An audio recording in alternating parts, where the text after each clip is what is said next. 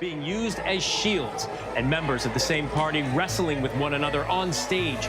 Legislators in the crowd shouting treason, the dispute sparking during a battle for leadership in the newly elected Congress.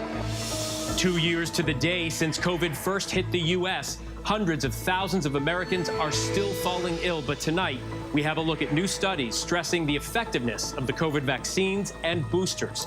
Unvaccinated Americans nearly 14 times more likely to get infected, 53 times more likely to die. And the booster shots cutting the risk of hospital stays by up to 94%. That high-stakes standoff between Russia and the West, top diplomats meeting today in Geneva. But tonight, we are on the front lines in eastern Ukraine. Ian Pannell is there, Russian troops 300 yards away. Don't know whether you heard that there. We just heard a gunshot.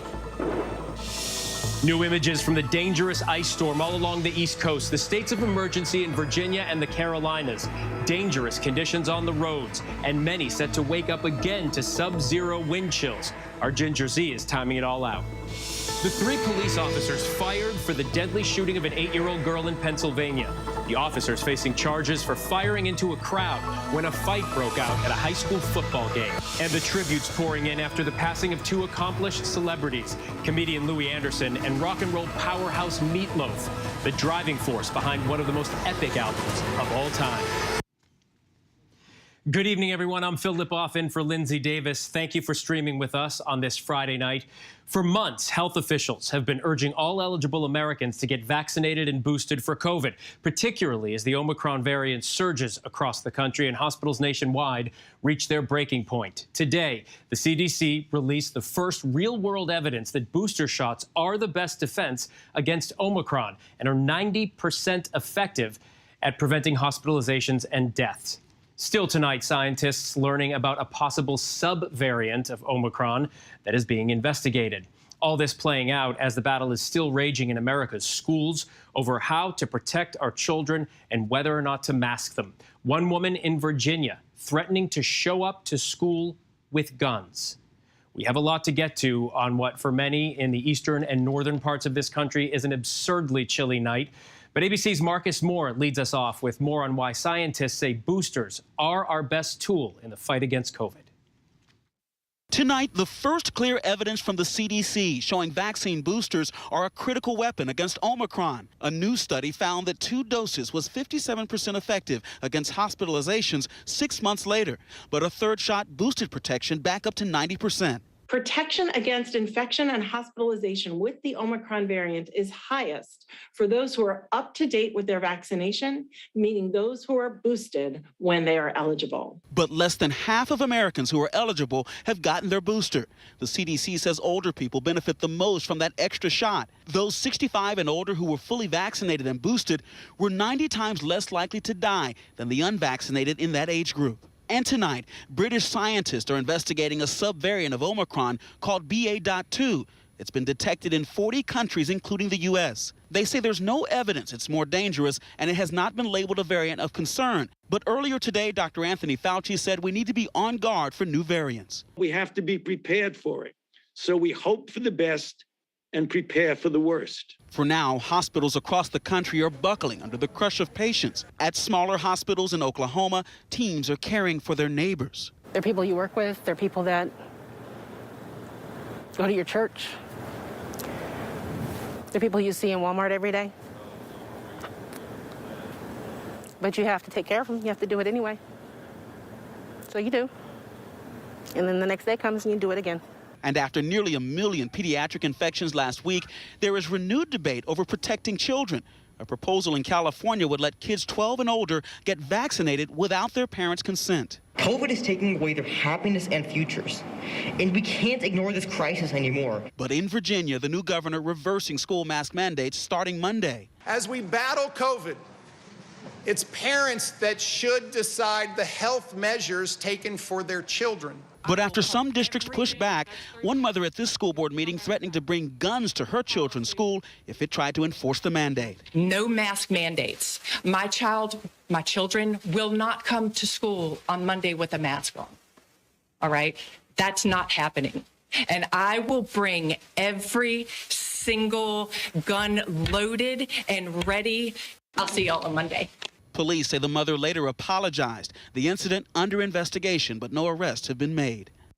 Marcus Moore joins us now. Marcus, that was really jarring to hear that mother inside the school board meeting. What's the school district saying about her rhetoric tonight?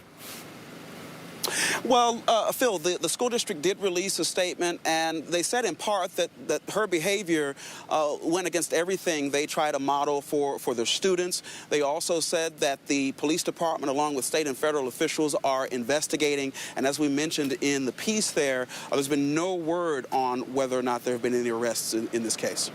And there's another CDC study out today that compared the rate of breakthrough infections from Delta to Omicron. What can you tell us about that?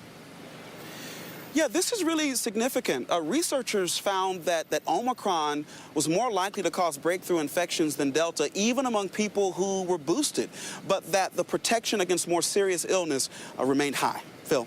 All right, Marcus Moore, thanks so much. Next tonight, the high-stakes meeting today between the top diplomats of the U.S. and Russia over the standoff along the eastern Ukrainian border between Ukraine and Russia. Did they lower the temperature?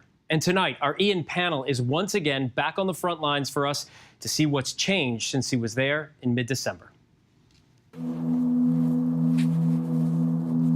This area is eerily quiet at the moment, but every now and again we hear the sound of gunshots. Although there's supposed to be a ceasefire, this fighting has really never stopped. Tonight, on the front lines of eastern Ukraine, tensions remain, as across the continent, an attempt by the US and Russia to try to defuse this growing crisis gets underway. The meeting in Geneva between Russian Foreign Minister Sergei Lavrov and US Secretary of State Antony Blinken didn't dispel fears of a Russian attack on Ukraine, but Russia appeared to at least take a step back from the brink, at least for now. Blinken offering to send American proposals in writing to Russia's Foreign Minister Lavrov next week, and even opening the door to a possible summit with Putin. If it proves useful and productive for the two presidents to meet, to talk, to engage, to try to carry things forward, I think we're fully prepared to do that. The Kremlin demanding a guarantee Ukraine won't join NATO, as over 100,000 heavily armed Russian troops mass on Ukraine's borders. There are now well over 100,000 troops, Russian troops gathered at the border. The situation since we were here last month has just become more tense. They say they're ready for an invasion, but they also know it will be a bloody conflict. Today, Lavrov repeating denials they'll invade, but Blinken vowing a swift and severe response if they do, repeating President Biden's warning after Biden came under fire this week for saying, quote, a minor incursion by Russia might not warrant the same response. That went down badly with the soldiers here in eastern Ukraine who've been facing Russian-backed rebels for 8 years. We're moving through the trenches towards the front lines against Russian-backed separatist forces. The failure to reach a political agreement has only made the tension here and the risk even greater. Even our interview with Lieutenant General Alexander Pavlyuk interrupted by gunfire. Empire, it can't be an empire. Don't know whether you heard that there. We just heard a gunshot. Well, that's the reality of what this ceasefire actually looks like. We're here interviewing the general. They're going to want us to keep our voices down, but we're hearing gunshots over there. We heard them last time we were here. There is no real ceasefire. And those Russian troops over on the border just make the threat here greater and greater. The general commands 50,000 soldiers and wants more American weapons to deter Putin. And he took issue with Biden's comments. President Biden talked about a minor incursion into the country. President Zelensky said there's no such thing as a minor incursion, it's an invasion. What do you say? I don't know what a small invasion could be, he explains. It doesn't matter if 10 die or 10,000, it's all our people. The US again trying to clear up Biden's comments that a small Russian incursion might not warrant a strong response. We've been very clear with Russia that any Russian forces going into Ukraine constitute an invasion that will be receiving a very swift, united and severe response. When we were here last month, no one believed Putin might invade. But with more forces at the border and tensions rising, that confidence seems to have gone. Vladimir Putin says he's not going to invade. He's not going to attack. You believe him? I can't believe him, what he said. You don't believe him? Because you can say anything what you want. And Ian Pannell joins us now from the front lines in eastern Ukraine. Ian, that was a powerful response to your question. What struck you most about this trip to the front line compared to when you were there, what, about 6 weeks ago? Yeah, that's right. And I think there are key changes, especially when you talk to the troops on the ground. I think last December, there was an air of confidence, or that they were become used to the conflict. It felt like more of the same. This month, this week, it feels very different. In fact, there was one junior officer that we'd met last month, and he said that he didn't think an invasion was likely. Today, he thought it was absolutely likely, and he even talked about places on the map that he thought Russian troops would go to.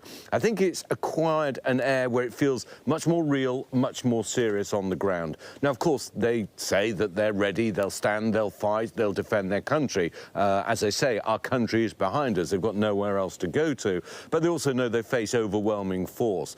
So I think for the soldiers on the ground, of course, day-to-day looks pretty much the same. But I think in their minds, they are aware of this build-up, of this crisis. They obviously need this diplomatic effort to try and succeed. But they also know that if it doesn't, they're the ones on the front line. They're the ones who'll get the full force of the Russian army coming over that border. If indeed that happens, we must always stress the Kremlin repeatedly denies that's what it intends. The soldiers say they just don't believe Putin.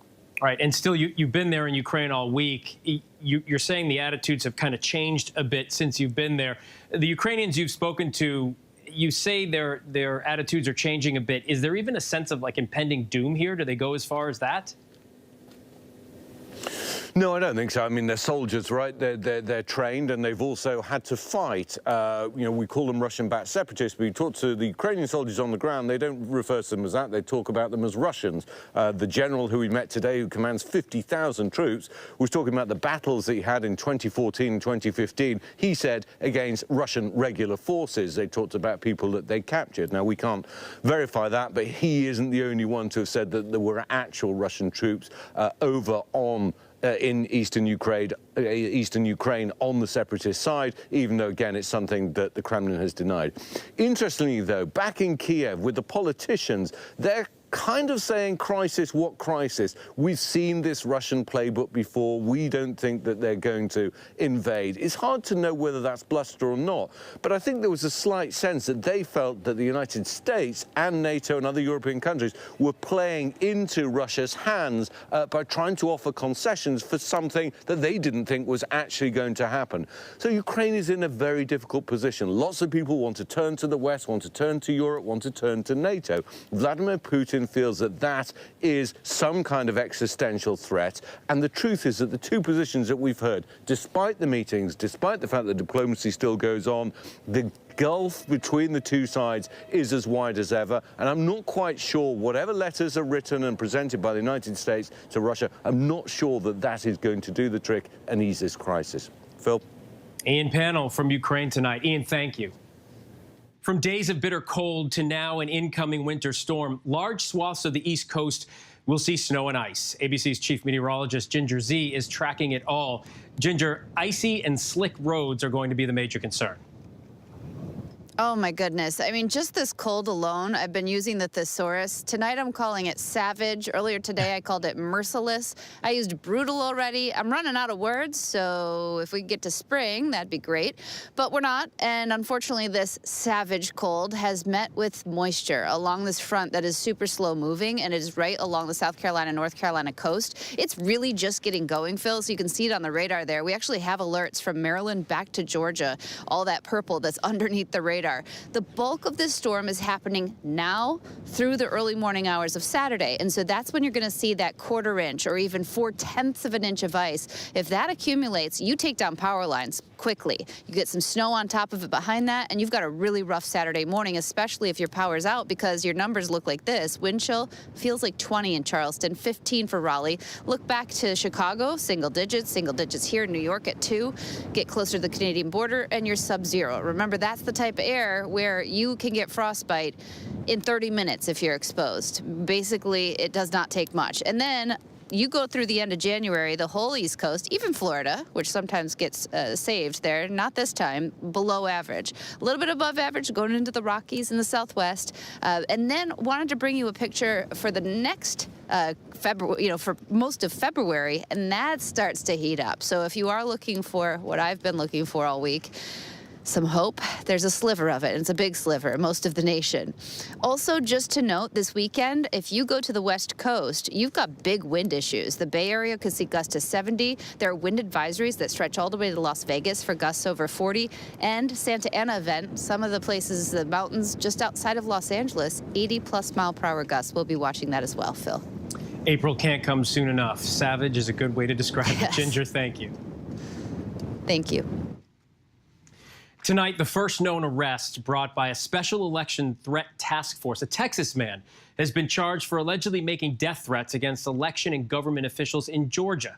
ABC's Chief Justice correspondent Pierre Thomas with the story. Tonight, the Justice Department releasing evidence of the growing threats facing election workers across the nation.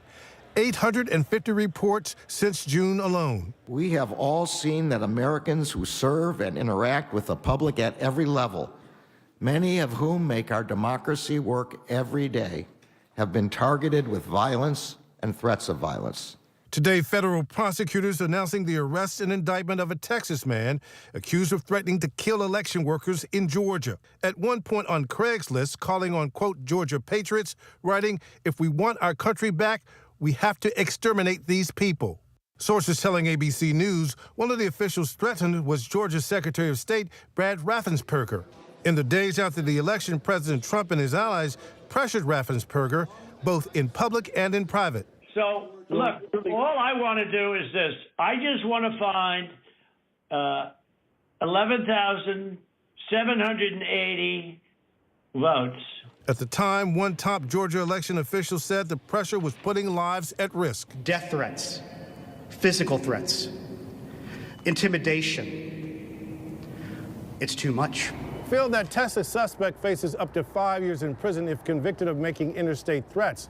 And Phil, authorities said there are currently dozens of federal investigations underway into these threats against election officials. Phil? Pierre, thank you. 3 police officers in Pennsylvania have been fired after a grand jury indicted them in the deadly shooting of an 8-year-old girl at a high school football game.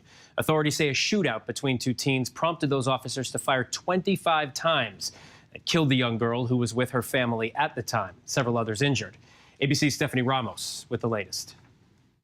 Tonight, 3 Pennsylvania police officers have been fired just 48 hours after being charged in the deadly shooting of 8-year-old Fanta Bility as she left a high school football game with her family last August. The family members are very pleased with the way the district attorney's office has handled this. Come on. Local council members voted 6-1 to terminate the officers at a heated meeting. Brian Devaney, Sean Dolan, and Devin Smith are each facing 12 counts of manslaughter and reckless endangerment. Fanta was killed and 3 others wounded, including her 13-year-old sister, when prosecutors say the officers who were monitoring fans leaving the game responded to a nearby shooting by opening fire on a passing car they mistakenly believed was involved, sending a hail of bullets into the crowd. Tonight, the attorney for the child's heartbroken family speaking out. To have her life snuffed out in a series of events that should never have happened is just an incredibly sad thing. Incredibly sad indeed. Stephanie Ramos joins us now. And Stephanie, those teens were facing charges in Fanta's death. Where does that stand now? So, Phil, we've just learned that the district attorney actually asked to withdraw the charges against those teens, despite them starting the series of events that led to the death of Fanta. One of those teens pleaded guilty just this week to aggravated assault and illegal possession of a firearm. The other teen still faces attempted murder, aggravated assault, and gun possession charges. Phil. Senseless tragedy. Stephanie Ramos, thank you. And tonight, the tributes continue to pour in for one of the most influential Zen masters whose message of nonviolence was known worldwide. Thich Nhat Hanh, a Vietnamese Buddhist monk, reportedly passed away this Saturday, but we're just learning about it now. He was a prolific author, poet, teacher, and activist who was exiled from Vietnam after opposing the war in the 60s. During that decade, he worked with Dr. Martin Luther King and was a major influence on the American peace movement. His words of mindfulness and positivity revered across the globe. Thich Nhat Hanh was 95 years old. When we come back, the dramatic video of a bear attacking a man inside his own home, the latest on his condition tonight. Mitch McConnell on defense after his words about African-American voters have created a firestorm online. But up next, could peanut allergies eventually become a thing of the past? The promising new research, next. With so much at stake, so much on the line, more Americans turn here than any place else. ABC News World News Tonight with David Muir, America's #1 most watched newscast, now streaming on ABC News Live. It was a scary time. In the 70s, you had multiple bodies showing up in Los Angeles. There were so many murders happening. You had to have a name for it, serial killer. There was a human head in there. This was premeditated evil. You have this clock. This person is going to do this again. It's me against the killer. Who's going to win? We'll see who laughs last. What came next was unlike anything they had ever seen. Admit it. These days, what you need to know seems to change just about every day. What is it that you really want to know, need to know? To help you not just get through your day, but to make the most of it. Feel smarter. Feel better. Feel happier. Well, how about a third hour of Good Morning America? GMA 3, what you need to know. Now streaming on ABC News Live. It's all about you. I risked my life. I put my family in danger. If I was caught, they would have put a bullet in my head. But it was the right thing to do. It was the only thing to do. Terror plot foiled in Garden City, Kansas. That would have been one of the most deadly acts of domestic terrorism ever in the United States. It would have been Oklahoma City. He put his family, himself, in jeopardy for us.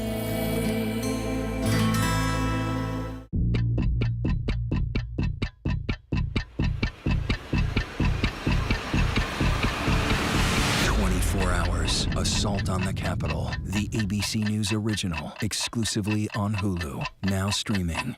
This is what being live is all about. This is ABC News Live. All right, we're gonna move back. Let's move back. We're surrounded by people squeezing into this bomb shelter. We're on an urgent delivery run. Not afraid to go there. So my question, Mr. President, what are you so afraid of? Breaking news, live events. This is the moment. Streaming straight to you, anytime, anywhere. You just met one friend right here. You're watching ABC News Live. Thanks for streaming with us. National parks are incredibly safe places. A crime will happen. Hey, my wife had fallen. She's in really critical condition. At that time, I thought it was just a tragic accident. There's still a lot of questions we need to ask. There were small things that didn't totally add up. This is 2 lives for Harold that have died now. I was shocked. Something's not right.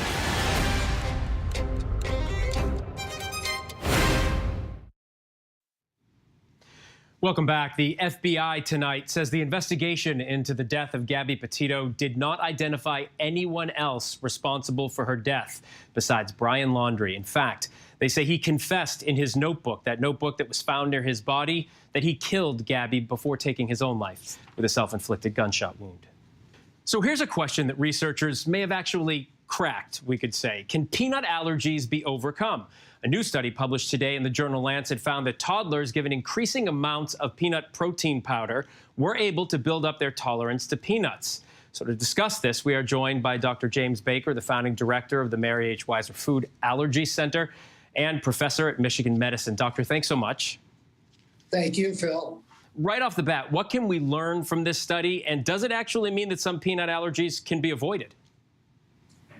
I think the good news from this study is that young children actually have a better response to therapy with peanut than older children. So the success is better, and the likelihood that they're going to have long-term ability to deal with peanut allergy is much higher. So parents are going to be asking this next question. If a toddler has this allergy, can it be dangerous to give him or her this peanut protein? So what would the risks be of trying this technique? Well, I think the good news is that when we did these studies in older children, older than age 4, there was some risk, and they did have reactions, some of them severe. But it was good enough that it got full approval as a therapy for peanut allergy from the FDA. Now what we're seeing in these younger children is the fact that they do better, they have fewer reactions, and all the reactions seem to be easily treated. So in fact, younger children do better in terms of having adverse reactions to the therapy and having good outcomes. More kids seem to have peanut allergies these days than in the past. First of all, is that just a perception, or is it true? And if it is true, why is that? Well, that's the big question. Why do we see this sort of epidemic of food allergy? And it is certainly true that there's more food allergy out there. It's not just better reporting. But what we're finding out is that the human immune system has sort of fundamentally changed in young people.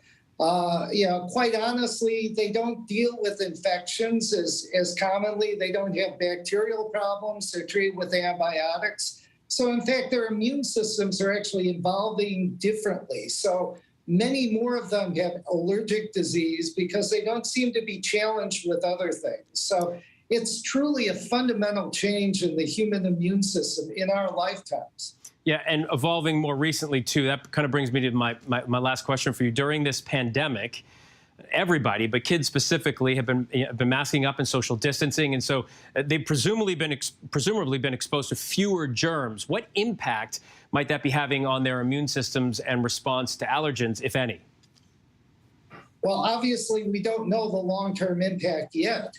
But since we think one of the problems that predisposes young people to allergy is a lack of infection and a lack of exposure to bacteria and bacterial components, it may be that these young people are more likely to have allergies long-term as a result of this sort of period where they've been sort of kept in the cocoon.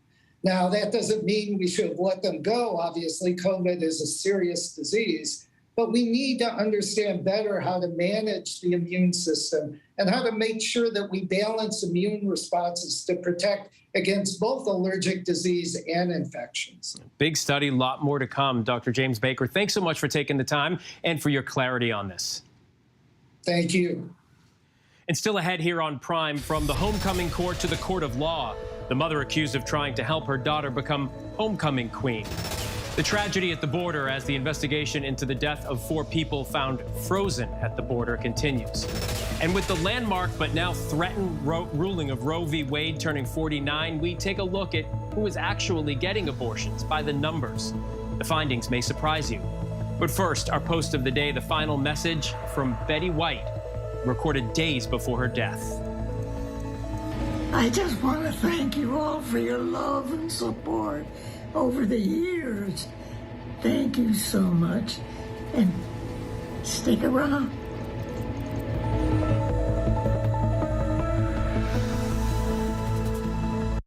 It was an extraordinary story. A computer salesman was supposed to report to prison to begin a 17-year sentence. They let him turn himself into jail with no escort. No one thought he would run.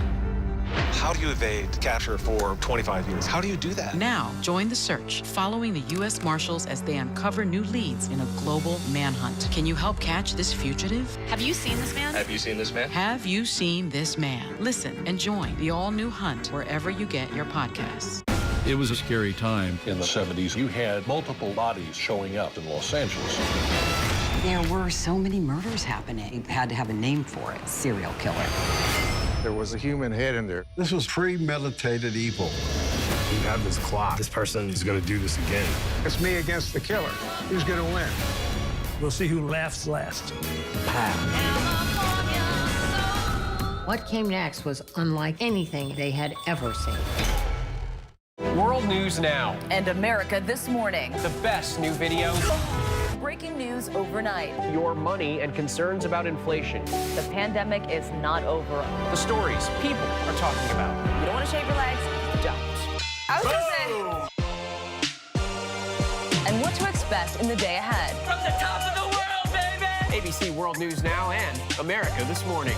Weekday mornings starting at 2 a.m. Eastern. Up all night to keep you up to date. Right now, with so much at stake, Sunday mornings, this is the place. Taking on all the tough questions. Straightforward reporting. No spin, no hype, no bull. Thank you for making ABC's This Week with George Stephanopoulos the #1 Sunday morning news show versus the competition. Welcome to This Week.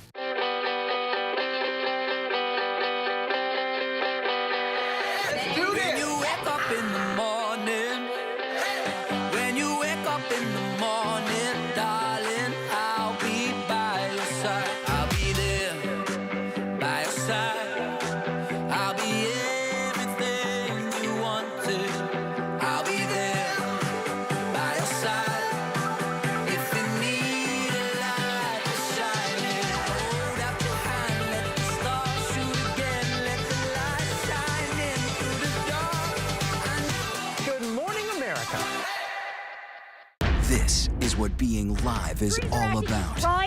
This is ABC News Live. All right, we're gonna move back. Let's move back. We're surrounded by people squeezing into this bomb shelter. We're on an urgent delivery run. Not afraid to go there. So my question, Mr. President, what are you so afraid of? Breaking news, live events. This is the moment. Streaming straight to you, anytime, anywhere. You just met one friend right here. You're watching ABC News Live. Thanks for streaming with us. Welcome back, everyone. Tomorrow is the anniversary of Roe v. Wade, that landmark Supreme Court decision that made abortion a constitutional right nationwide. Anti-abortion activists gathered today in D.C. for their annual protest and recognized that this could be the last one before Roe is overturned by the conservative Supreme Court. Tonight, we take a look at analysis by our partners at 538 about how abortion has changed in the half a century since Roe. By the numbers. It's been 49 years since Roe was decided, and since then, the number of abortions per 1,000 women has actually dropped dramatically. It peaked in the early 1980s, but then fell by more than 50% over the next 4 decades. And the demographics have shifted as well. The women seeking abortions are trending older. In the 1970s, 33% were 19 years old or younger. Now only 9% are teenagers. In fact, teen pregnancies are way down. Women who seek abortions are more likely to be poor than in the past. In the 1970s, 29% were considered poor and not just low income. Now it's 44%. Also, back in the 1970s, 65% of women who had abortions were white. Now that share is less than half. And finally, women are having abortions earlier on in their pregnancies than they used to. 90% of abortions happen in the first trimester, according to the CDC, while those highly controversial late-term abortions, after 20 weeks, account for just 1% of abortions in the United States. And we still have a ton to get to here on Prime. The heart-stopping video the YouTuber filming when his plane allegedly stalls in the air. Tributes pouring in for singer Meat Loaf, and why an owl has our nation's capital so captivated. But first, a look at our top trending stories on abcnews.com.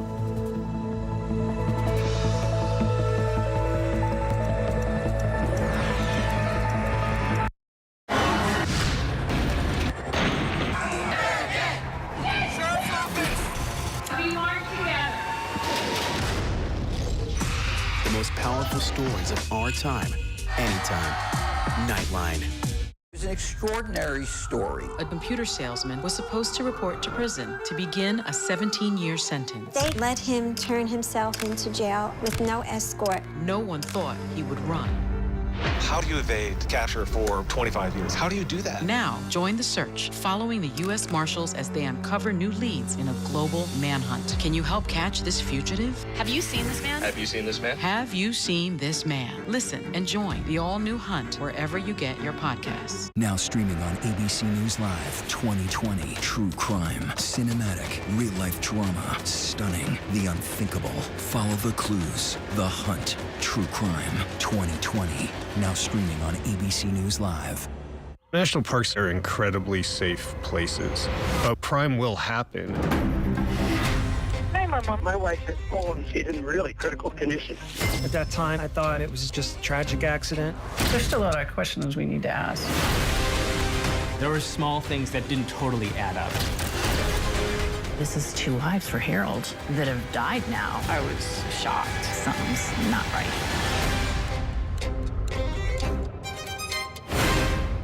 Admit it. These days, what you need to know seems to change just about every day. What is it that you really want to know, need to know? To help you not just get through your day, but to make the most of it. Feel smarter. feel better. Feel happier. Well, how about a third hour of Good Morning America? GMA 3, what you need to know. Now streaming on ABC News Live. It's all about you. I know what happened, and I'm not guilty. Why the fascination with criminal trials? Figure out what's really out there. She revealed she had murdered his family. I know in my heart they did this. It's the time of suspicion. The ending's really tough.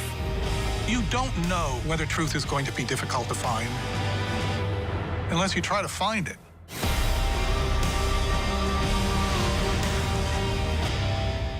This is what being live is all about. This is ABC News Live. All right, we're gonna move back. Let's move back. We're surrounded by people squeezing into this bomb shelter. We're on an urgent delivery run. Not afraid to go there. So my question, Mr. President, what are you so afraid of? Breaking news, live events. This is the moment. Streaming straight to you, anytime, anywhere. You just met one friend right here. You're watching ABC News Live. Thanks for streaming with us.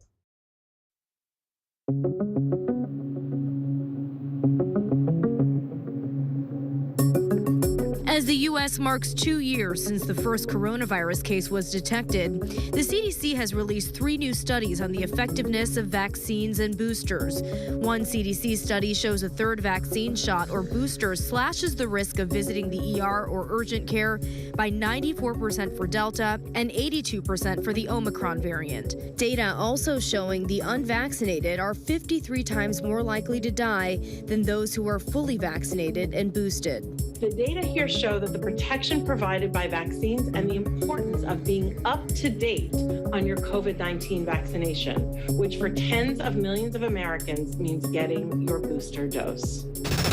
Senate Minority Leader Mitch McConnell under fire for his comments Wednesday ahead of the failed voting reform effort. When McConnell was asked for a message for voters of color concerned about voting, he said this. Well, the concern is misplaced because if you look at the statistics, African-American voters are voting in just as high a percentage as Americans. Today, McConnell addressing the comments and backlash in Kentucky, calling the controversy an outrageous mischaracterization of his record and history on voting rights and race relations, and saying this all started as a result of inadvertently leaving out the word almost in my comments the other day.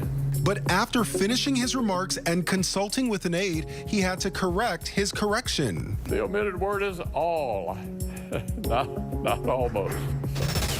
From homecoming court to the court of law. Laura Carroll appearing in a Florida court Thursday. The now former elementary school assistant principal and her daughter Emily Grover accused of illegally accessing a school district computer system in order to rig the results of Grover's high school homecoming vote in her favor to lock her in as homecoming queen. Carroll turning down a plea deal for a second time. Her attorney saying they haven't seen key evidence from prosecutors. The judge rebuffing that request and announcing that Carroll's case would go to trial at the end of the month.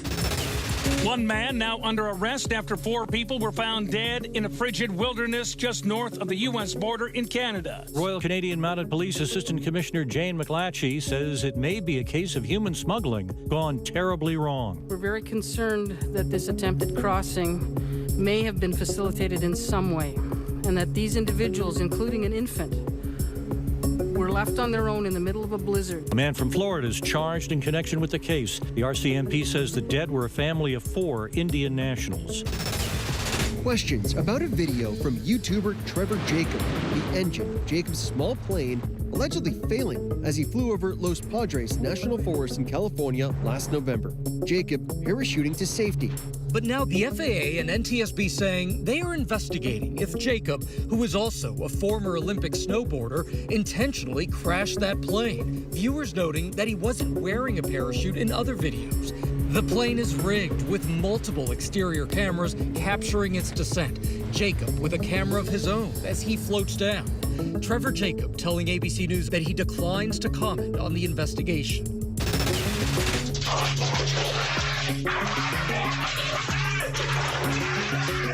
A Florida man got more than he bargained for when a bear tried to get onto his porch.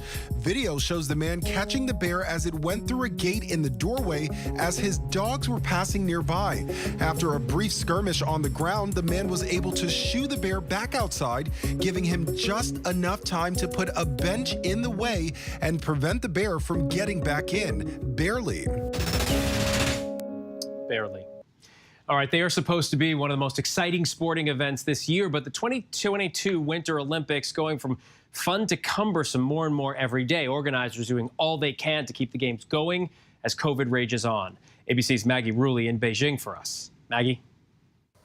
Hey, Phil. Yeah, we're exactly 2 weeks until the Winter Olympics kick off, and the country remains in a full-on battle against every single case of COVID. But, with thousands of foreigners coming into their country for the first time in 2 years, Phil, this fight is getting more complicated by the minute.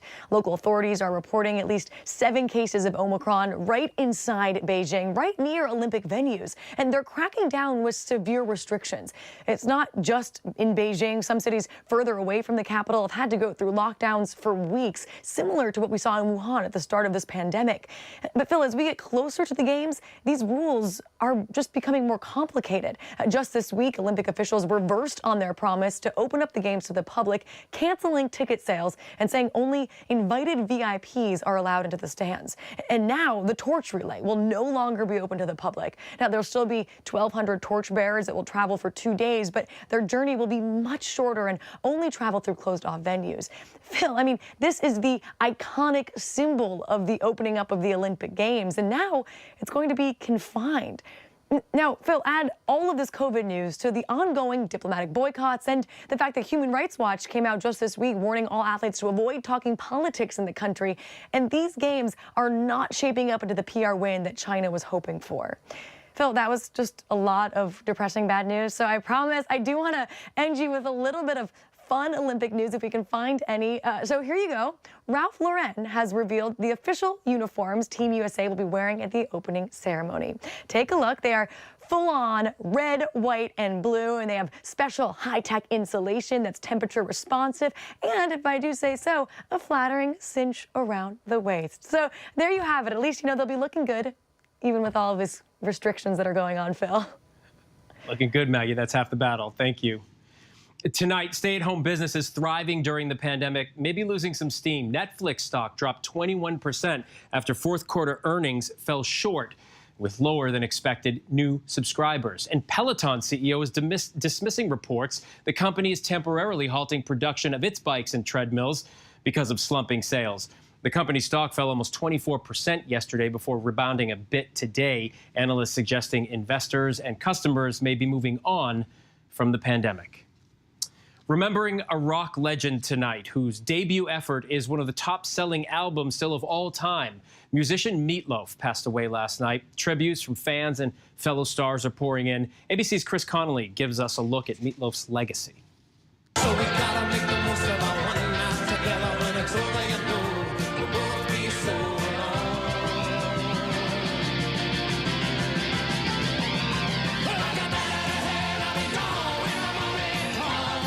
With a powerhouse voice and a flair for the musically melodramatic, the singer Meat Loaf became one of the most recognizable and top-selling rock recording artists ever, thanks largely to his epic single, Paradise by the Dashboard Light.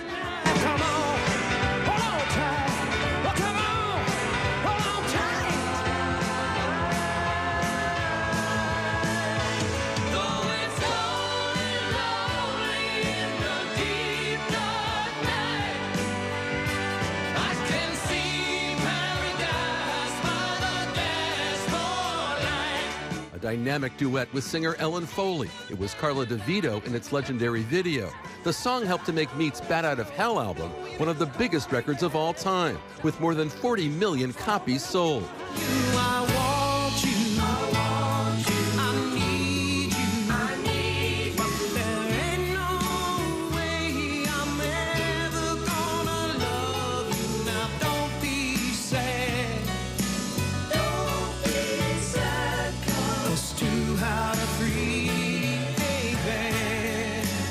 Born in 1947 in Dallas, Texas, Loaf's real name was Marvin Lee Aday. He got his first break starring on Broadway in the rock musical Hair. But it was his professional collaboration with songwriter Jim Steinman that would launch him onto the radio and into stardom.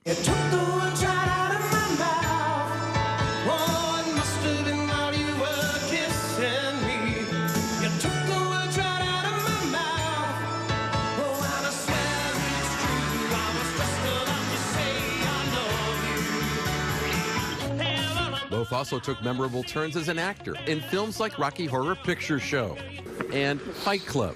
His 1993 comeback album, Bat Out of Hell 2, led to his first #1 hit. As long as the planets are turning, as long as the stars are burning, as long as your dreams are burning, you better believe it, that I would do anything for love, and I'll be there till the final act, and I would do anything for love. How I've always approached everything that I've ever done in my work is like it's a sporting event. With family at his side, Meat Loaf died on Thursday night. He was 74, and not to be forgotten by all who loved his music and that voice. Chris, thank you. We are remembering another celebrity tonight. Comedian Louie Anderson has died at the age of 68. Anderson earned 3 Emmy Awards during his more than 40-year career as an author, actor, stand-up comedian, and even the writer and creator of a children's animated series. One of his last roles in the FX comedy Baskets garnered Anderson critical acclaim. Anderson's agent said he died from complications from cancer. He leaves behind a wife and 2 daughters. So 2 men, 2 different legacies in entertainment. Jem Aswad, the deputy music editor for Variety magazine, joining us now to reflect on both of their careers. Jem, thanks so much for taking the time. Thank you. Let's begin with Meat Loaf, a rock star for sure, but his album sales kind of prove that he crossed all genres. I don't know anybody who doesn't know Paradise by the Dashboard Light, no matter what generation they're in. What was his impact on music? His impact was huge, if only because he seemed like such an unlikely rock star.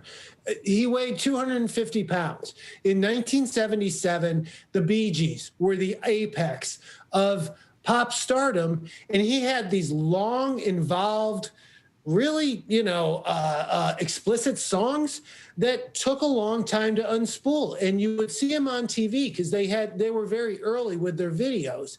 And he had long hair, longer than he did later, and he was sweaty, and he's wearing this like sort of opera shirt, and like that's a rock star, but he had this incredible voice and sang these fantastic songs, and that obviously was just one thing that made him stand out. You couldn't look away.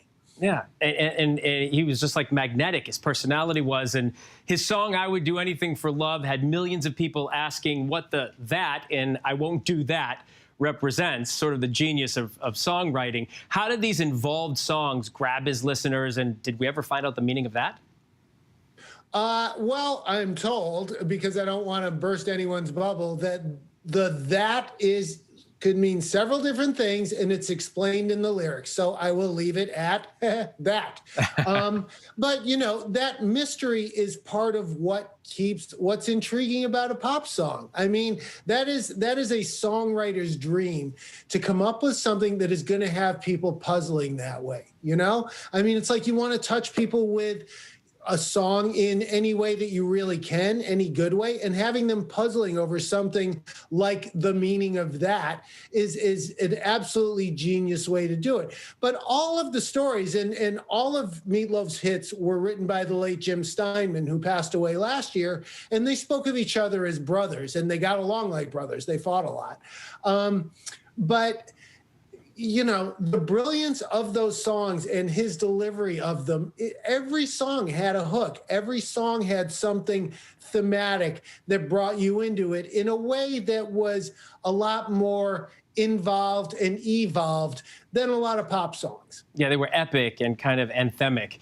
Meat Loaf, besides music, also made his mark in movies, including 2 cult classics, Rocky Horror Picture Show and, of course, Fight Club. What did these roles do for his career overall? Fantastic things. Rocky Horror was really his introduction to the larger world. And what better thing to achieve than to be a line that people shout out at Rocky Horror viewings? What is it? It's like, what's for dinner? Hey, it's Meat Loaf, because he's being eaten. So there was that. And also his role in Fight Club. A lot of people didn't see it coming. Like, I certainly didn't when I saw the film. It was just like, oh my God, that's Meat Loaf. But the character he played, if I'm remembering this right, a testicular cancer victim with very large male breasts. It takes a certain kind of person to play that role seriously. And an artist that he could be able to do it, as well as he did music. Let's get to Louie Anderson, who also hosted Family Feud. Jem, family really became the centerpiece of his work. Talk to us about how he approached that. I mean, he's another very unlikely star to look at, quite frankly. But Family touched on so much of what he did. I think he was one of 13 kids, okay?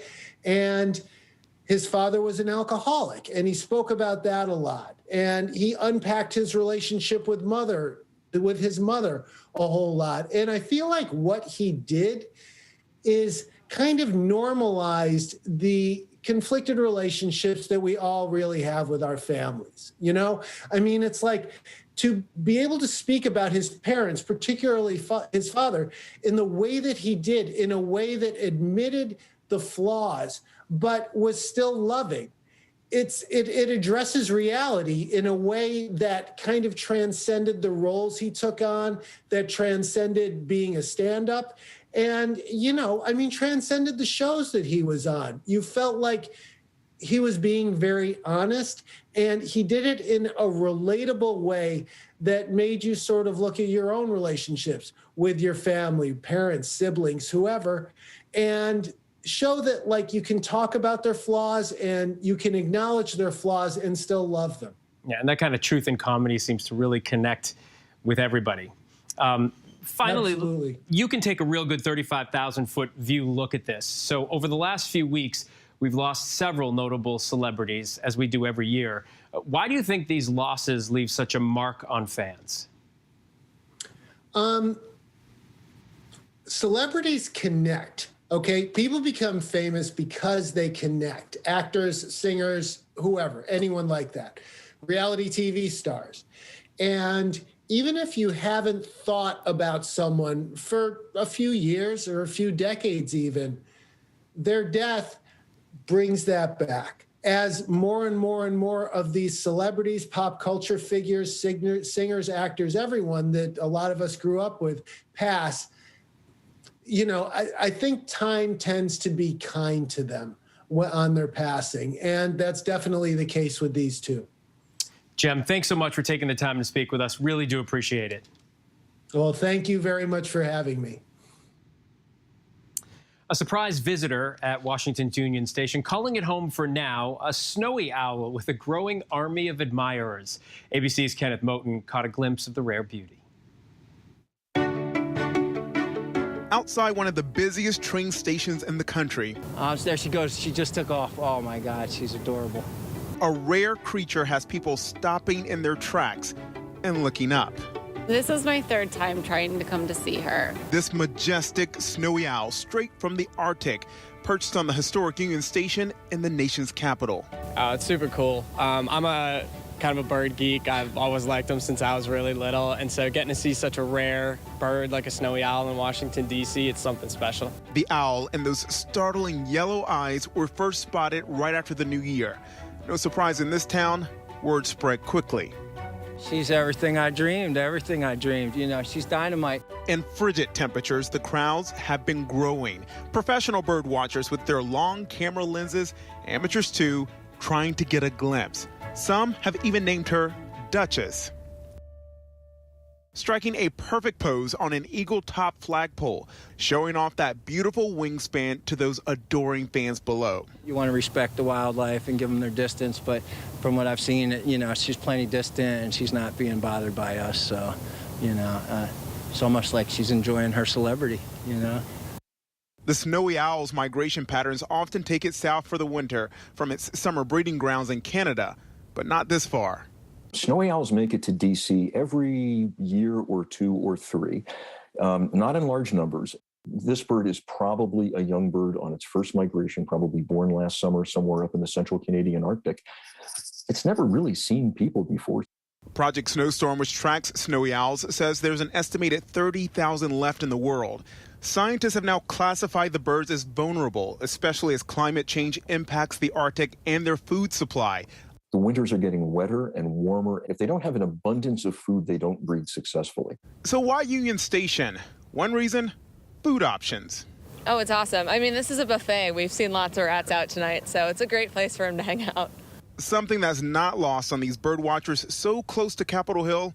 Across many cultures, the owl symbolizes wisdom. Is that fitting for what Washington, D.C. needs right now? Oh, absolutely. We need all the wisdom we can get. Let's bring all your friends. Beautiful, beautiful owl.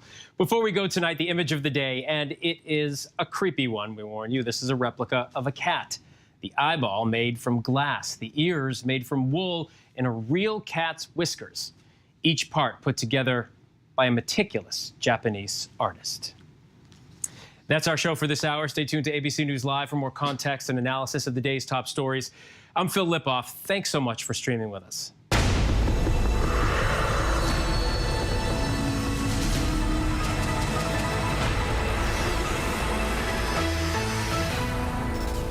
And coming up in the next hour, we are continuing to track that booster news, laying out how much protection you may get if you have one, and our conversation with prolific author James Patterson. Stay with us. More Americans choose ABC News, America's #1 news source. This is what being live is all about. This is ABC News Live. All right, we're gonna move back. Let's move back. We're surrounded by people squeezing into this bomb shelter. We're on an urgent delivery run with Not afraid to go there. So my question, Mr. President, what are you so afraid of? Breaking news, live events. This is the moment. Streaming straight to you, anytime, anywhere. You just met one friend right here. You're watching ABC News Live. Thanks for streaming with us. Admit it. These days, what you need to know seems to change just about every day. What is it that you really want to know, need to know? To help you not just get through your day, but to make the most of it. Feel smarter. Feel better. Feel happier. Well, how about a third hour of Good Morning America? GMA 3, what you need to know. Now streaming on ABC News Live. It's all about you. The ladies you love, the hottest topics happening now. There's only one place to find it all. You guys are having the hard conversations. I love The View. The most watched #1 daytime talk show is The View. Now streaming on ABC News Live. It was a scary time in the 70s. You had multiple bodies showing up in Los Angeles. There were so many murders happening. You had to have a name for it. Serial killer. There was a human head in there. This was premeditated evil. We have this clock. This person is going to do this again. It's me against the killer. Who's going to win? We'll see who laughs last. What came next was unlike anything they had ever seen.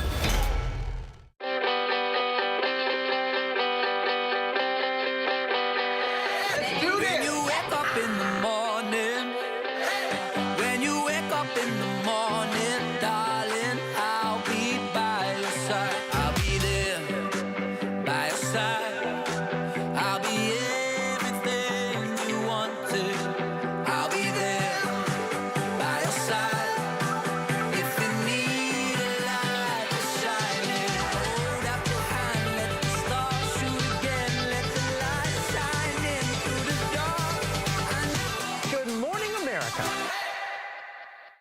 ABC News. Honored.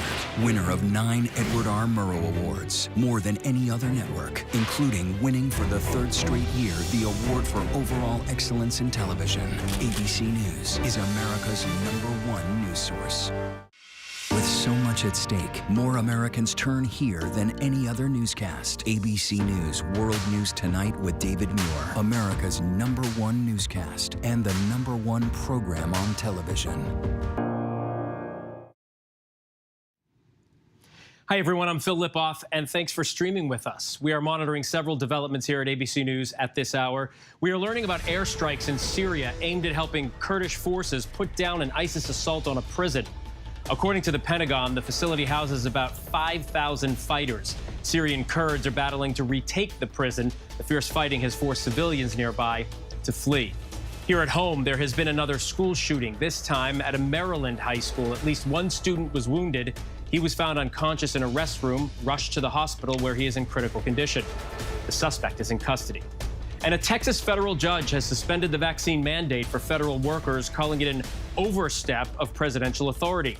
The judge cited the recent Supreme Court decision, striking it down for large businesses. The federal mandate has been in effect since November and applies to some 3.5 million workers. The DOJ has filed an appeal.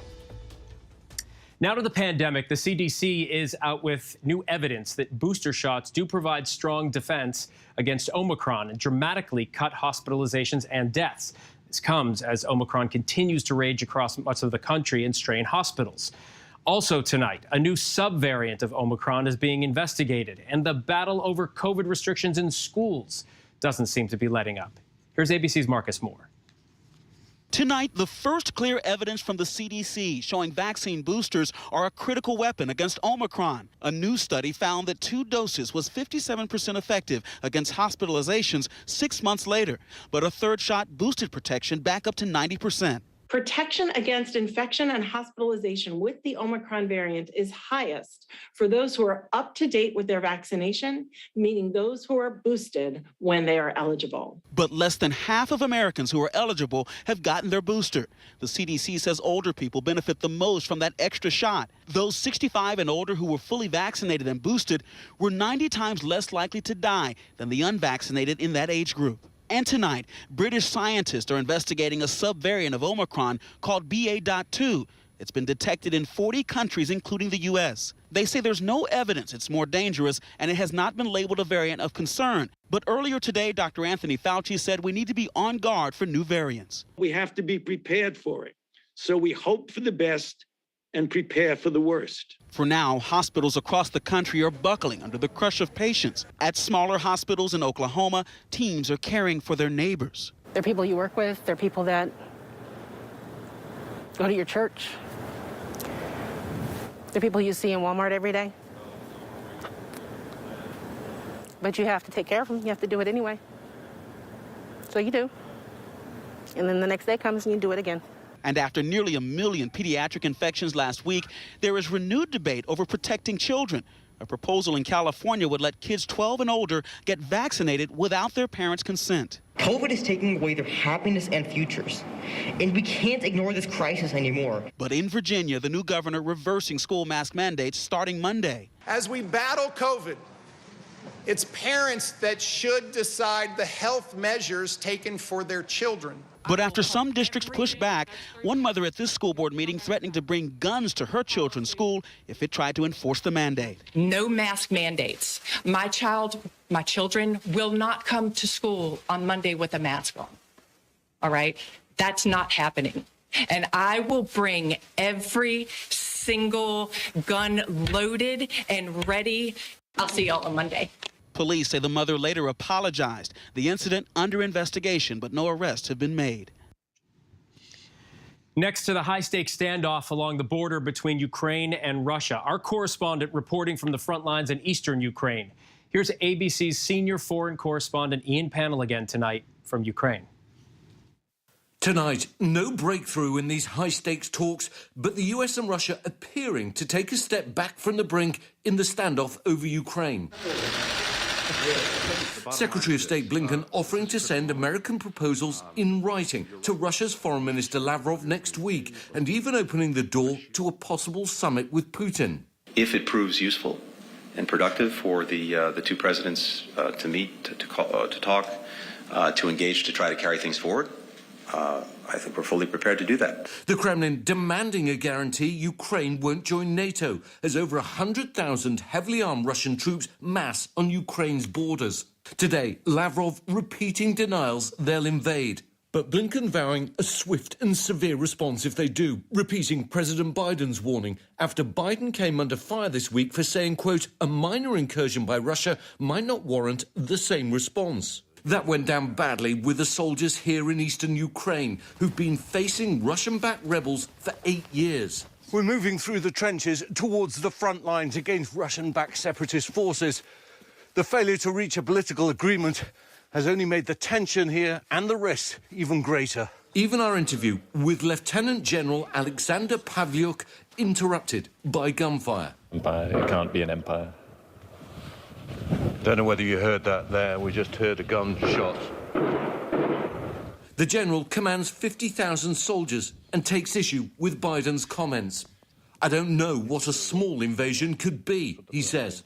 Any Russian invasion would come straight through here, and for the frontline soldiers, Putin can't be trusted.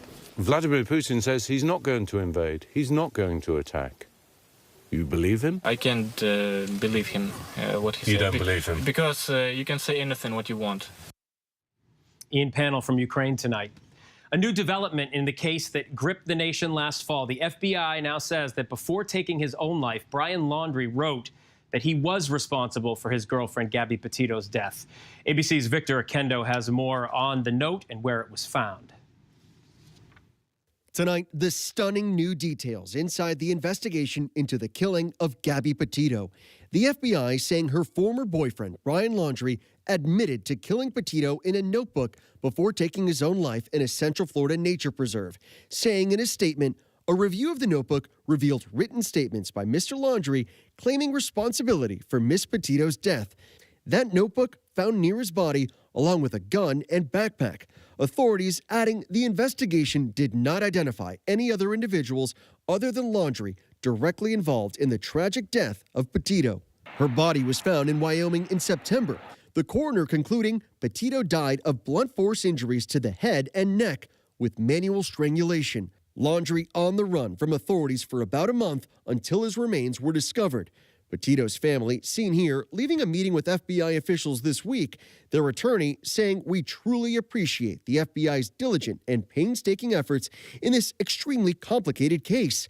The quality and quantity of the facts and information collected by the FBI leave no doubt Brian Laundrie murdered Gabby. Victor, thank you. Now to the Prime playlist, where we sit down with some of your favorite musicians to discuss the music, the lyrics, and life. Tonight, he's one of the world's best-known drummers, but for Rick Allen of Def Leppard, getting there wasn't easy. He lost an arm in an horrific car accident that could have ended his career. In our conversation, Rick recounts that traumatic night and how he's using his journey to help others. For more than 40 years, Rick Allen has been the drummer of one of the best-selling rock bands of all time, with mega hits like Pour Some Sugar on Me. Def Leppard has sold more than 100 million records worldwide, all the money and fame that comes with it, and still, those who know Rick best will tell you that's not what's most impressive about him. And to really understand that, we need to go back to the 80s. Rick joined Def Leppard when he was just 15. By the time he was 21, the band was a huge success. Rick was on top of the world. Hi, we're Def Leppard on MTV. Music television. 24 hours a day. And then you buy a Corvette. Yeah. December 31st, 1984, an afternoon drive in that Corvette would change the course of Rick's life. The crash happened fast. It was a violent rollover. A member of a British rock group is tonight fighting for his life in a Sheffield hospital. As the car rolled, the seatbelt came undone, and the seatbelt took my arm as I was flying out through the car. His right arm broken, his left arm gone. This picture taken of Rick the first day out of the hospital. It would be the first day of the rest of his life. Relearning how to do everything from water skiing and shooting pool to playing the drums with just one arm. The band stood by Rick, and when he was strong enough, Def Leppard went on recording and touring, releasing Hysteria with a chart-topping hit, Love Bites. The band's most successful album to date. So this is where it all happens? Today, with the band on a pandemic pause, we visited Rick and his wife Lauren at their California home. In their recording studio, Rick shows us his drum kit and how the technology allowed him to sound like he did before the crash. The foot pedals sort of mimic what your left arm would do. Absolutely what it does. Instead of this being a snare drum, it would be, say, Tom 1. Just so, let's see, I'm playing, you know.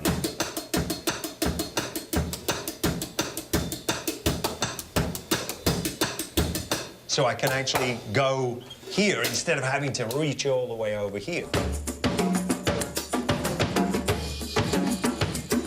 Playing, Rick says, is almost a meditative experience. He's happy on the drums. And on this day, happy to jam with a journalist. That's great. I told you he's a real player. Okay, that was cool. Right next to Rick's recording studio is his art studio. Going close, and it's like, what is that? Rick loved art as a child. He showed us this picture he made for his mom when he was 5. Now he paints a lot. I started out with, you know, telephone boxes, and, you know, you see the buses here, and just all those iconic things that everybody associates with England or London. Yeah, it's a bit of a giveaway. Rick paints from the heart. His youngest daughter on a swing, a butterfly off in the distance. There are spiritual pieces, too, and other rock legends. A tribute to late Rolling Stones drummer Charlie Watts. One of Rick's signatures, poignantly, his right hand. I nearly lost this one as well. So for me, it's just a reminder of everything that I went through and everything that I put this poor old hand through on a daily basis.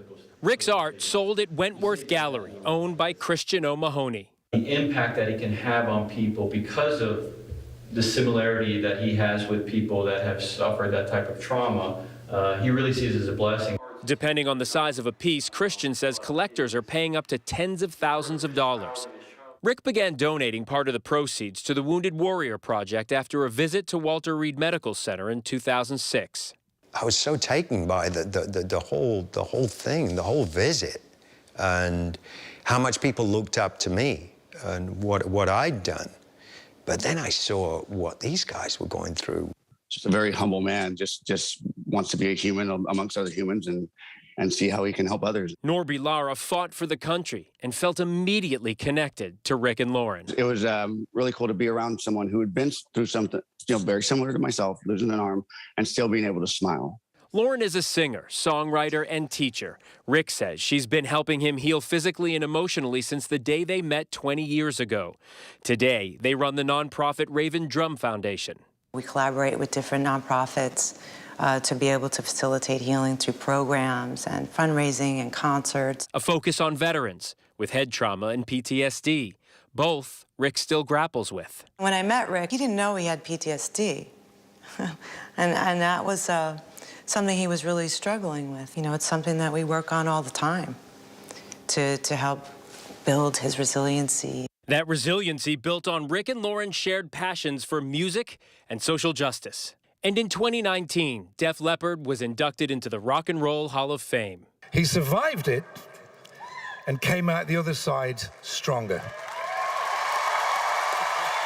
A minute-long standing ovation by rock royalty.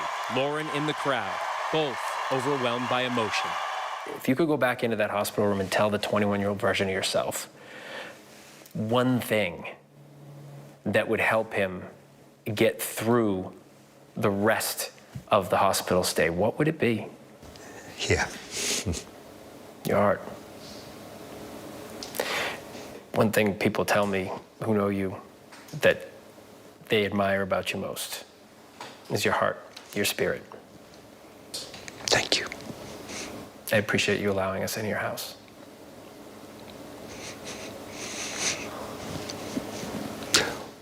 Yeah. Sorry.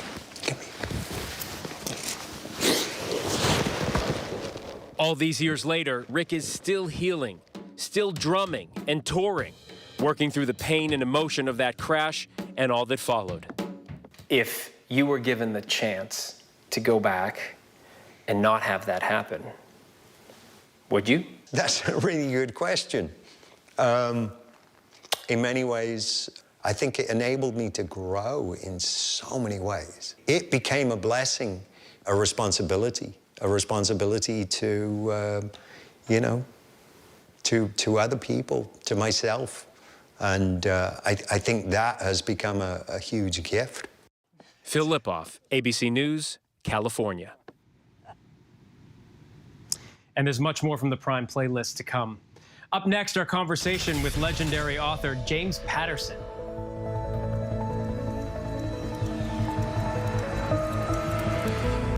With so much at stake, so much on the line, more Americans turn here than any place else. ABC News World News Tonight with David Muir, America's #1 most watched newscast, now streaming on ABC News Live.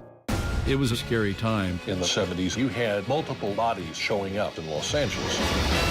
There were so many murders happening. You had to have a name for it, serial killer. There was a human head in there. This was premeditated evil. We have this clock. This person is going to do this again. It's me against the killer. Who's going to win? We'll see who laughs last. What came next was unlike anything they had ever seen. Admit it. These days, what you need to know seems to change just about every day. What is it that you really want to know, need to know? To help you not just get through your day, but to make the most of it. Feel smarter. Feel better. Feel happier.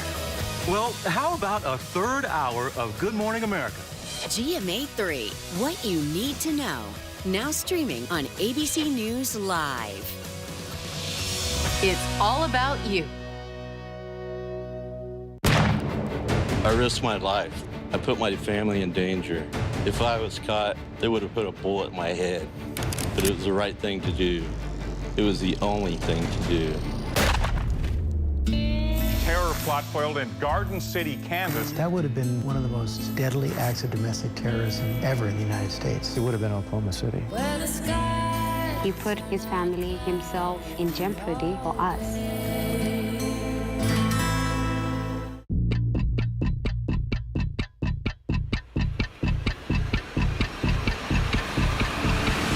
24 hours, assault on the Capitol. The ABC News original, exclusively on Hulu. Now streaming.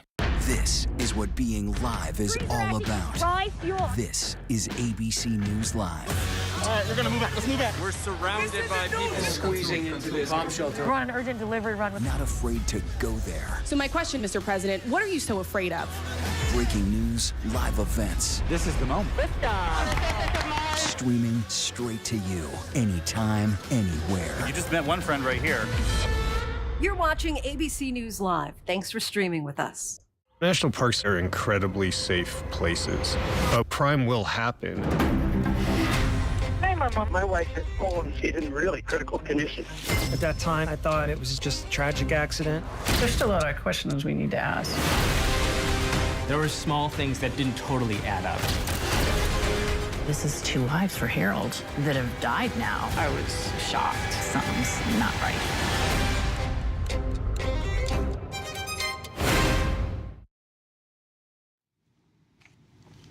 Welcome back, everyone. We are tracking several headlines around the world at this hour. An airstrike by a Saudi-led military coalition in Yemen sparked thousands of protests in the nation's rebel-held capital. The latest violence is a major escalation of the civil war in Yemen, currently in its 8th year. The airstrike struck several sites, including a temporary detention center, killing at least 60 detainees and wounding dozens, according to an NGO, Save the Children. The Saudi-led attacks have repeatedly hit civilian areas. International aid is beginning to reach the island nation of Tonga as they continue to recover from the catastrophic volcano eruptions and the subsequent tsunami last week. Overnight, a flight from New Zealand touching down and dropping off much-needed humanitarian aid and emergency supplies, including clean water. Communication with Tonga remains limited after the eruptions damaged vital underwater infrastructure, cutting off phone and internet for the entire country. And finally, 305 migrants were rescued from the waters off the south of Italy by the Coast Guard late Thursday night. The boat was overcrowded, according to authorities, and was in danger of capsizing. 17 women and 6 children were among those rescued. Our next guest, James Patterson, is one of the best-selling authors of all time, having sold a staggering 425 million copies worldwide. His latest novel to hit bookshelves is The Horsewoman, but he's also written the Alex Cross series, The Women's Murder Club, Michael Bennett, too many others to name. We'll scroll them for you in just a minute. He's won a ton of book awards, 9 Emmy Awards. James Patterson, thanks for being here. So great to be able to speak with you. Hey, nice to be here. All right, so you wrote The Horsewoman with famed sports writer Mike Lupica. What was that process like, and how did you two come together to write? It was great. I mean, we kind of will alternate phrases, like he'll say, "Oh, say," and I say, "Can you see?" And he says, "By the dawns," and I say, "Early light." And no, I mean, what's beautiful about the book is I have a good sense of plotting and pace, and Mike is great with the sports writing, and among other things. And that's what makes this book very different. It's very emotional, but it also has a lot of suspense. I think one of the things people might not know about you. Stop showing pictures of Lupica. Sorry. Well, I was just saying, I saw you in a previous interview say the only thing wrong with the book, the beautiful book cover, is that his name was a little bit too big. Yeah, absolutely. You don't have me saying that? Mike is, no, I love working with Mike. It's been great. And this is a book about, a mother-daughter, mothers, and there's all sort of mothers and daughter book clubs are popping up everywhere. And they compete to see who is going to go to the Paris Olympics in show jumping. And that sport, it's sort of like when you watch gymnastics. It's one mistake and you're done. All of your dreams, all of that training you did for several years, it's all over.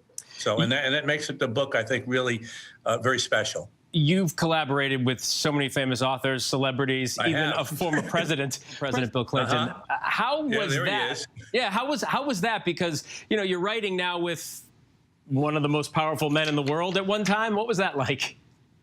Well, he and Lupica are both good-looking, and it's been terrific. Somebody asked us the other day about whether there are a lot of bumps in the road. There were no bumps in the road with either one of them. They were great, and I have a book coming out in March with Dolly Parton, a novel, and same thing. Just a lot of fun, and really, our whole thing with Mike and with President Clinton and with Dolly is at the end of the thing, we want to be proud of the book. There was that great birthday tweet we can put up that you sent out for Dolly Parton, and you're working on that book with her, Run, Rose, Run. What was it like working with her? Because I would imagine when you work with someone, your storytelling styles kind of have to mesh. Did yours?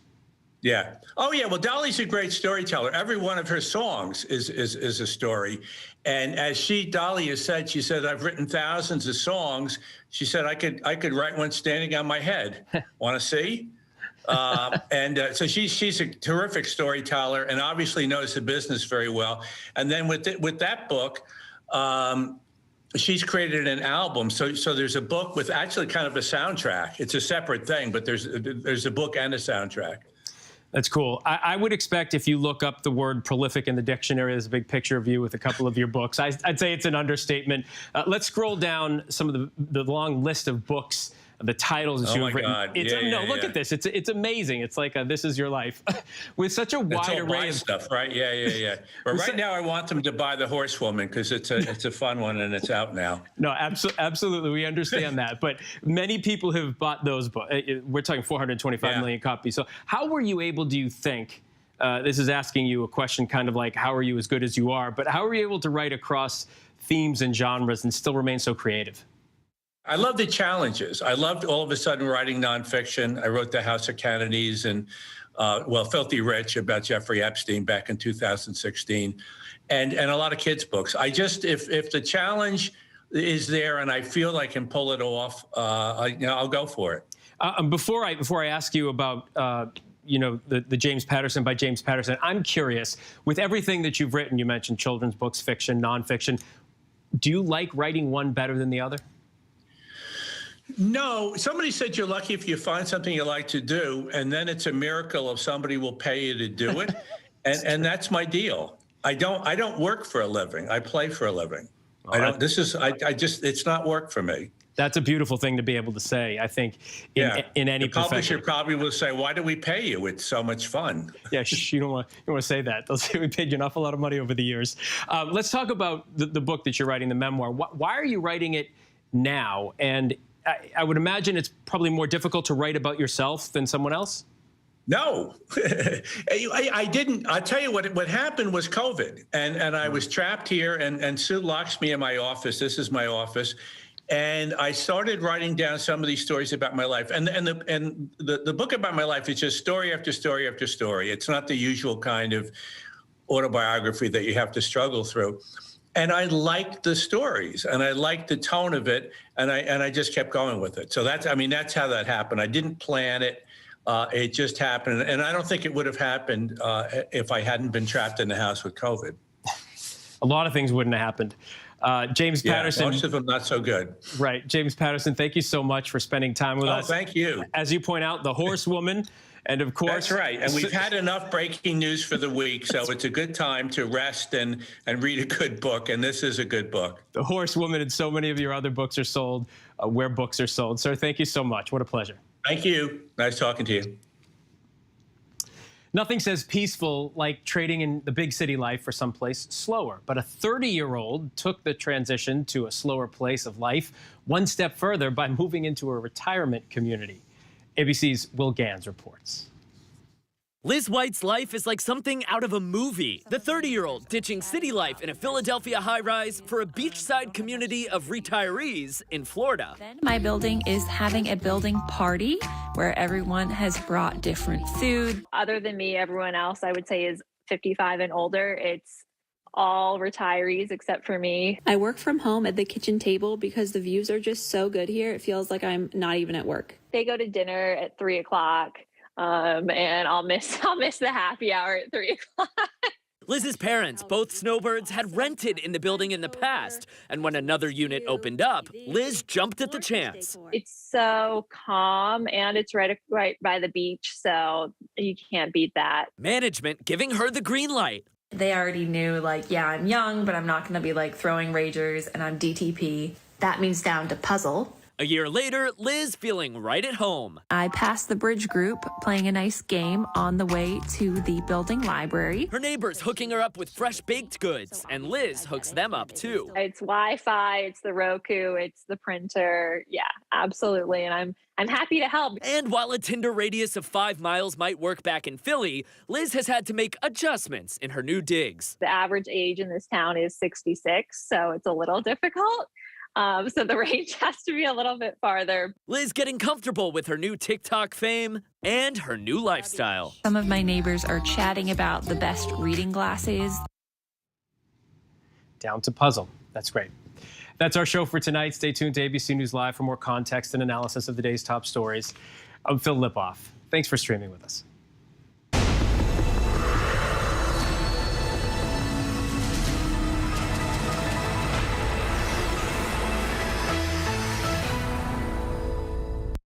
An extraordinary story. A computer salesman was supposed to report to prison to begin a 17-year sentence. They let him turn himself into jail with no escort. No one thought he would run. How do you evade capture for 25 years? How do you do that? Now, join the search, following the U.S. Marshals as they uncover new leads in a global manhunt. Can you help catch this fugitive? Have you seen this man? Have you seen this man? Have you seen this man? Listen and join the all-new Hunt wherever you get your podcasts. It was a scary time in the 70s. You had multiple bodies showing up in Los Angeles. There were so many murders happening. You had to have a name for it, serial killer. There was a human head in there. This was premeditated evil.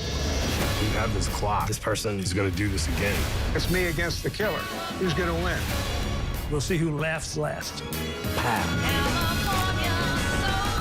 What came next was unlike anything they had ever seen.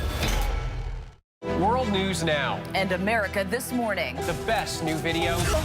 Breaking news overnight. Your money and concerns about inflation. The pandemic is not over. The stories people are talking about. You don't want to shave your legs? Don't. I was going to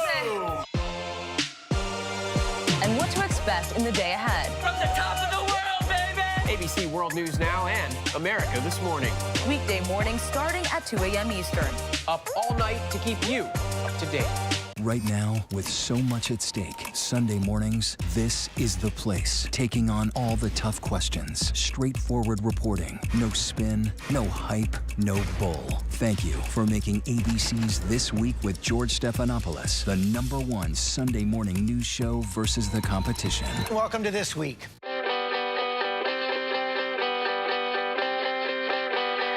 Let's do this. When you wake up in the morning, when you wake up in the morning, darling, I'll be by your side. I'll be there by your side. I'll be everything you wanted. I'll be there by your side. If you need a light to shine it, hold up your hand, let the stars shoot again, let the light shine in through the door. Good morning, America.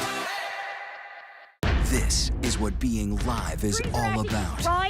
This is ABC News Live. All right, we're going to move out. Let's move out. We're surrounded by people squeezing into this bomb shelter. We're on an urgent delivery run. Not afraid to go there. So my question, Mr. President, what are you so afraid of? Breaking news, live events. This is the moment. Streaming straight to you, anytime, anywhere. You just met one friend right here. You're watching ABC News Live. Thanks for streaming with us. Less than a month after Ghislaine Maxwell was found guilty on charges including sex trafficking of a minor, that verdict now in jeopardy because of one juror. The defense team for the disgraced socialite filing a motion for a new trial on behalf of the one-time girlfriend and associate of deceased sex offender Jeffrey Epstein. Her lawyers contending that one of the jurors, identified as juror number 50, failed to disclose his own history of childhood sexual abuse, according to a person with knowledge of the motion. It is an absolute nightmare situation for a prosecutor in any case, yet alone the Ghislaine Maxwell trial, because in this type of case, you don't want victims to be re-traumatized by giving their story a second time. After what all I've learned, she's just as guilty as Epstein. I don't want to call her a monster. A predator is the right word. Earlier this month, juror number 50 came forward, identifying himself by his first and middle names, Scotty David, giving interviews to multiple media outlets, including the Daily Mail, claiming that his reflections about his own story of abuse helped convince some skeptical jurors to believe